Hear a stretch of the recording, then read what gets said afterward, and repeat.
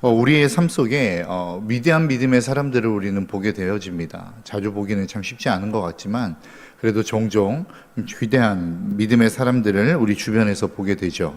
그 믿음의 사람들을 보면 특징이 있는 것 같습니다. 오늘 본문도 한 두 가지의 특징을 이야기하는데요. 첫 번째는 믿음의 부모가 있습니다. 그 아들, 그 자식들, 딸이 믿고 바라보고 모델로 삼을 수 있을 만한 믿음의 부모가 존재한다라는 것이죠. 두 번째는 그러한 믿음의 부모 더하여 거기에 믿음의 멘토가 함께 존재한다라는 것입니다. 오늘 본문 4절과 5절입니다.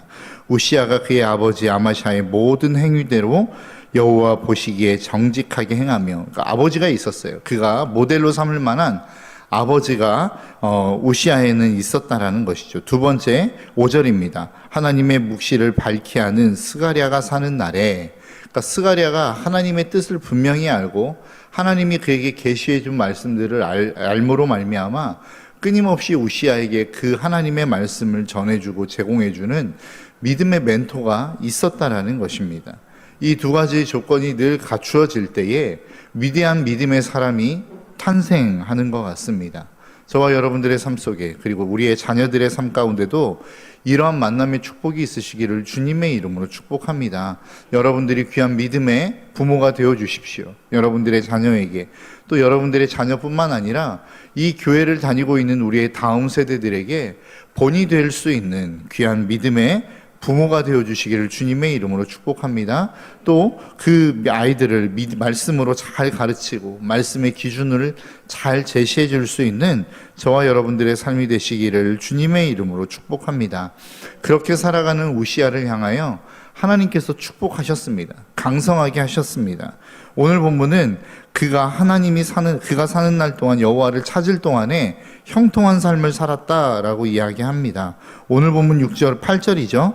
암몬 사람들이 우시아에게 조공을 바침에 우시아가 매우 강성하여 이름이 애굽 변방까지 퍼졌더라. 우시아라고 하는 사람의 이름이 널리 알려졌다라고 이야기합니다. 그러면서 하나님께서 그에게 허락하신 강성함의 영역에 대해서 이야기하는데 10절의 말씀은 이렇게 말씀하죠. 광야에 망대를 세우고 물 웅덩이를 많이 파고 고원과 평지에 가축을 많이 길렀으며 또 여러 산과 좋은 밭에 농부와 포도원을 다스리는 자들을 두었으니, 무슨 이야기입니까? 경제적인 풍요로움이 있었다라는 것입니다. 물이 많았고 가축이 많았고 농사를 지을 때마다 그 농사가 풍년을 이루었다라고 이야기하는 것입니다. 이유가 무엇이라고요? 그가 하나님을 찾았기 때문이다라고 이야기합니다. 그뿐 아니라 두 번째는 오늘 보면 11절부터 15절까지 말씀인데요. 무엇에 대한 강성함을 주셨냐면 군사력에 대한 강성함을 주셨다라고 이야기하고 있습니다. 그 하나님께서 우시아가 하나님을 잘 찾고 그 하나님을 바라보자 경제적인 풍요로움을 주셨을 뿐만 아니라 군사적으로도 강한 강대국을 만들어 주셨다라고 하는 것입니다. 이렇게 살아가는 우시아, 얼마나 여러분 부럽습니까? 그런데 이게 부러워할 만한 일은 아니더라라고 하는 것입니다. 무슨 일이 일어나죠? 그렇게 강성하자 그의 마음이 교만해졌다라고 이야기합니다. 오늘 본문 16절입니다. 그가 강성하여짐에 그의 마음이 교만하여 라고 이야기합니다. 그러니까 우리는 보통 이야기해요. 고난이 우리의 삶을 무너뜨릴 거라고 생각합니다. 그런 경우들이 종종 있죠.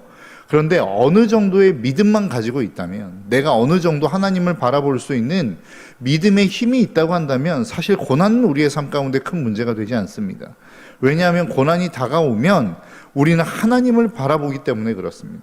그러니까 어느 정도의 수준의 믿음만 있다고 한다면 고난은 사실 하나님을 바라보게 하고 하나님께로 우리의 삶을 인도해가는 축복의 통로의 가능성이 높다라고 하는 것이죠. 근데 진짜 우리의 삶 가운데 위기요, 우리의 삶을 흔들어 놓고 우리의 삶을 하나님으로부터 멀어지게 하는 게 무엇이냐? 바로 이 풍요로움이라는 것입니다. 내가 잘 살게 되어지고 평안하고 하나님 앞에서 무엇인가 내놓을 만한, 많은 사람들에게 자랑할 만한 자랑거리가 생기면 하나님을 떠나는 사람들이 참 많아진다는 것이에요. 여러분, 간증하는 수많은 사람들의 이야기도 여러분 한번 들어보십시오. 간증할 때에 그 간증하는 사람들이 보통 어려울 때 하나님을 찾았다라고 이야기합니다. 보통의 간증이 그렇지 않습니까? 내 삶에 고난이 왔어요. 그럼 그 고난 속에서 나는 하나님을 찾았습니다 라고 고백하더라는 거예요. 그러면 하나님이 어떻게 하신다고요? 축복하십니다. 뭐 물질의 축복이 됐던, 건강의 축복이 되었던, 자녀를 축복하시는 것들이 되었던, 하나님이 우리를 축복하시더라는 거죠. 그럼 거기에서 하나님을 잘 섬기면 좋은데 늘 어떤 일이 일어납니까? 바로 하나님을 배반하고 하나님을 떠나가는 일들이 일어나다라는 거예요. 우리가 앞에서 살펴봤던 요시야 왕도 그랬고, 오늘 본문에 등장하고 있는 우시야도 그랬습니다. 가장 이것들을 잘 그리고 있는 대표적인 성경이 뭐예요? 사사기입니다. 사사기는 늘 하나님 앞에 부르짖어요. 고통을 당하면 하나님 앞에 부르짖어요. 그럼 하나님이 사사를 보내셔서 평안하게 만들어 주십니다. 그러면 그 다음에 어떤 일들이 일어나죠? 하나님을 버리고 우상을 섬기는 일들을 하더라라고 하는 거예요. 오늘 우시야도 그렇습니다. 성경이 끊임없이 말씀하고 있는 패턴이 그래요. 하나님을 찾아요. 그럼 하나님이 우리를 평안하게 하세요. 그러면 그 평안함 속에서 하나님을 찾으면 좋은데 하나님을 버리더라는 거죠. 저는 아니요, 그렇지 않습니다. 대부분의 사람들, 인간의 연약함이라고 하는 것 자체가 그래요. 우리가 무엇인가 하나님을 찾을 수 있을 만한 거리가 있어야 하나님을 찾는다라는 거죠. 근데 풍요로워졌다라는 것은 뭐예요? 하나님을 찾지 않아도 살만한 인생이 되었다라고 하는 거예요. 그러니까 우리의 기도의 제목, 여기에 나와서 하나님 앞에 기도하는 기도의 제목도 대부분 그러한 것들입니다. 하나님, 제가 하나님 앞에 기도합니다. 그런데 기도의 제목이 뭐냐면 내가 하나님 없이도 잘 살 수 있도록 나를 좀 도와주십시오. 나에게 풍성함을 채워주십시오 라고 하는 게 기도의 제목 아니에요? 우리의 자녀들 좋은 대학 가게 해주십시오. 이유가 뭐예요? 그렇게 좋은 대학 가서 하나님 별로 안 찾아도 될 만큼 이 아이가 살아갈 수 있게 해주십시오 아니에요? 하나님 나에게 건강을 주십시오. 물질의 복을 주십시오. 이 모든 것, 마음의 평강을 주십시오. 결국은 그 평강을 통해서, 부요를 통해서, 건강을 통해서 우리가 어떤 일들을 하더냐라고 하는 거예요. 건강하지 못할 때는 하나님을 열심히 찾더니 건강해지면 어떻게 해요? 산으로 들로 단풍 구경 가더라는 거예요. 하나님을 예배하는 것들을 잃어버리고. 이게 인간이 가지고 있는 한계더라라고 하는 거예요. 그래서 진짜 축복이 무엇입니까? 우리가 하나님 앞에 풍요로움을 누릴 때에, 하나님 앞에 평강을 누릴 때에 그 하나님을 찾는 것이 지혜라는 거예요. 우리가 그렇게 위대한 믿음의 사람이라고 이야기하는 다윗조차도 그가 왕궁에서 평안함을 누릴 때 어떤 일들을 했어요? 밧세바를 범하고 하나님이 하지 말라는 인구조사를 힘들 때 한 게 아니라고요. 고난의 때 한 게 아니란 말입니다. 그가 정말로 하나님 앞에서 평안을 누리고 풍요를 누릴 때에 범죄를 저지르더라라고 하는 거예요. 오늘 본문에 등장하고 있는 우시야도 그랬습니다. 하나님이 그의 인생 가운데 경제적인 풍요로움을 줬어요. 군사적인 강력함을 주셨단 말이죠. 그러자 그 다음에 바로 일어난 일이 뭐예요? 16절에 그가 강성하여짐에 그 마음이 교만하여 라고 이야기합니다. 그러니까 우리의 삶 가운데 정말로 하나님이 강성함을 주실 때 더욱더 겸손해지는 믿음의 삶이 되시기를 주님의 이름으로 축복합니다. 우리는 보통 생각하기를 겸손은 하나님 앞에서 사람들 앞에서 나를 낮추는 게 겸손이라고 생각해요. 물론 그렇습니다.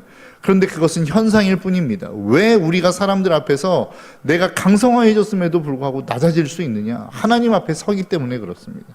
하나님 앞에 서면 그 하나님의 분명한 위대하심을 바라보면 내가 얼마나 초라한 인생인지가 보인다라는 거예요. 여러분, 내가 커 보이는 이유가 무엇인 줄 아십니까? 하나님 앞에 서지 않기 때문에 그래요. 그 하나님의 위대하심이 보이지 않기 때문에 그래요. 그러니까 내가 조그마한 가진 그 소유로 자꾸만 내가 대단한 사람이 된 것처럼 느끼더라라고 하는 거예요. 하나님 앞에 서보십시오. 그 물질이 무슨 소용이 있습니까? 하나님 앞에 서보십시오. 그 권력이 무슨 의미가 있어요? 아무것도 아님을 우리는 느끼게 된다라는 것이죠. 그러니까 겸손은 가장 기본은 어디에서부터 출발하는 거예요? 하나님 앞에 서는 것에서부터 시작하는 것임을 저와 여러분들이 잊지 않으셨으면 좋겠어요. 하나님을 그렇게 찾던 우시야가 결국은 강하여지자 하나님을 잃어버리게 되어진 거예요. 하나님 앞에 서는 법을 놓치게 되어지는 것입니다. 그러자 그가 교만하여졌고, 교만을 통하여 일어나는 현상이 무엇입니까? 오늘 본문에서 이야기하고 있는 16절 후반절, 그의 하나님 여호와께 범죄하되 곧 여호와의 성전에 들어가서 향단에 분향하려 한지라. 교만하면 나타나는 첫 번째 요소가 무엇이냐? 첫 번째 모습이 무엇이냐면 바로 기준을 무시한다는 겁니다. 오늘 본문에서 이야기하고 있는 기준이 무엇입니까? 여호와의 성전에서 향단에 분향하는 것은 누구만 할 수 있어요? 제사장들만 할 수 있는 거예요. 하나님이 레위기에서 그렇게 명령하셨단 말이에요. 출애굽기에서 그렇게 명령하셨단 말이에요. 너희들이 정말로 분향할 때 그 분향은 제사장들이 감당하는 것이다 라고 하나님이 분명하게 그 기준을 제시하셨단 말이죠. 그런데 오늘 본문의 우시아는 뭐예요? 자기가 힘이 생겼다고 하여 그 기준을 무시하기 시작했다라는 겁니다. 이것이 교만해졌다라고 하는 첫 번째 특징입니다. 여러분 삶 가운데 하나님이 경계를 지으신 것들이 있어요. 기준을 세우신 게 있어요. 말씀이 우리의 삶 가운데 주어졌다라고 하는 것은 다른 말로 표현하면 무엇입니까? 우리가 살아가야 될 기준이 주어졌다라는 거예요. 그 기준이 무시되어지는 순간 우리는 교만해졌음을 우리 스스로가 자각할 수 있어야 된다라는 것입니다. 여러분, 저와 여러분들의 삶 가운데 하나님이 주시는 그 기준이 우리의 삶 가운데 분명하게 지켜질 수 있는 이 축복이 저와 여러분들의 삶 가운데 있어지시기를 주님의 이름으로 축복합니다. 여러분, 정말로 그 기준을 어기는 것, 아무것도 아닌 것에서부터 시작하는 거예요. 창세기의 말씀을 보십시오. 선과 악을 알게 하는 나무의 열매를 아담이 먹지 않습니까? 그 아담이 그것을 먹을 때에 여러분, 그 열매 하나, 수많은 열매들이 있죠. 하나님이 만들어 놓으신 열매가 에덴 동산에 얼마나 많았겠습니까? 그 열매 다 하나님이 먹으라고 하셨어요. 그런데 굳이 하나님이 먹지 말라고 하신 열매가 딱 하나 있었다고요. 선과 악을 알게 하는 나무의 열매. 그런데 그거 안 먹으면 안 됩니까? 근데 그거 다른 표현으로 이야기하자면, 다른 관점에서 보면 여러분, 그 열매 하나 먹는 게 뭐가 그렇게 대단하게 잘못한 겁니까? 그런데 하나님이 우리에게 분명하게 주신 기준인데 그 기준을 무시하고 그것을 먹어버린 것, 이게 교만이요, 이게 범죄였다라고 하는 거예요. 저와 여러분들의 삶 가운데는 이 기준을 지킬 수 있는 분명한 축복이 저와 여러분들의 삶 가운데 있어지시기를 주님의 이름으로 축복합니다. 두 번째 나타나는 교만의 특징이 무엇이냐? 19절입니다. 우시아가 손으로 향로를 붙잡고 분향하려 하다가 화를 내니. 왜 화를 냈어요? 기준이 잘못되었습니다. 이 기준에서 벗어난 삶을 삽니다, 당신이. 그랬더니 그 말을 듣고 우시아가 지금 화를 내는 거란 말이죠. 그러니까 무엇인가 옳은 길로 인도하려고 하는 그 옳은 말씀을 싫어하게 되어지더라라고 하는 거예요. 그 말씀을 들으면 화를 내게 되어지더라라고 하는 것입니다. 여러분, 이것이 교만의 특징입니다. 옳은 길이 있어요. 하나님께서 하시지 말라고 한 게 있어요. 그 기준을 제시해주면 화를 낸다라는 거예요. 이게 교만했다라고 하는 특징이라는 것입니다. 여러분들의 인생 가운데 무엇인가 하나님의 말씀이 들려져요. 하나님의 말씀이 들려오는데 무엇인가 모를 내 마음 가운데 불편함이 있단 말이죠. 불편함이 있을 수 있습니다. 왜냐하면 말씀을 들을 때에 그 말씀이 내 삶과 내 성향과 내가 가고자 하는 방향과 늘 일치하지 않기 때문에 그래요. 일치하지 않는 모습이 대부분이기 때문에 그렇습니다. 그렇기 때문에 말씀이 들려올 때 불편한 모습은 어쩔 수 없는 우리의 현실입니다. 그런데 그 말씀이 불편하게 들려질 때에 그 말씀에 대한 반응이 어떻느냐라는 거예요. 그렇게 불편함을 내가 드러내고 있다라고 하는 것은 여러분, 내가 지금 교만하고 있다라고 하는 증거입니다. 여러분, 이 사실을 꼭 기억하셨으면 좋겠어요. 여러분들이 하나님의 말씀을 듣고 그 하나님의 말씀을 읽고 그 하나님의 말씀이 내 삶 가운데 적용되어질 때에 불편함이 일어나는 사실은 어쩔 수 없는 거라니까요. 그런데 그것을 통해서 내가 화를 내거나 무엇인가 그 불편함을 표출하기 시작한다고 한다면 여러분들의 마음 가운데 다시 한번 여러분들의 삶을 점검하셔야 됩니다. 여러분들의 신앙생활을 점검하실 수 있어야 된다는 거예요. 왜냐하면 그것이 바로 교만의 증거이기 때문에 그렇습니다. 그 교만은 사람을 패망하게 만드는 것입니다. 사람을 무너뜨리게 만드는 것이기 때문에 그래요. 아무것도 들리지 않기 때문에 그렇습니다.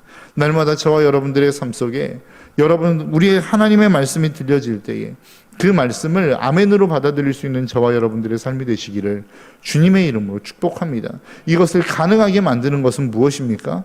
바로 하나님이 내 삶의 주인이심을 인정하는 것입니다.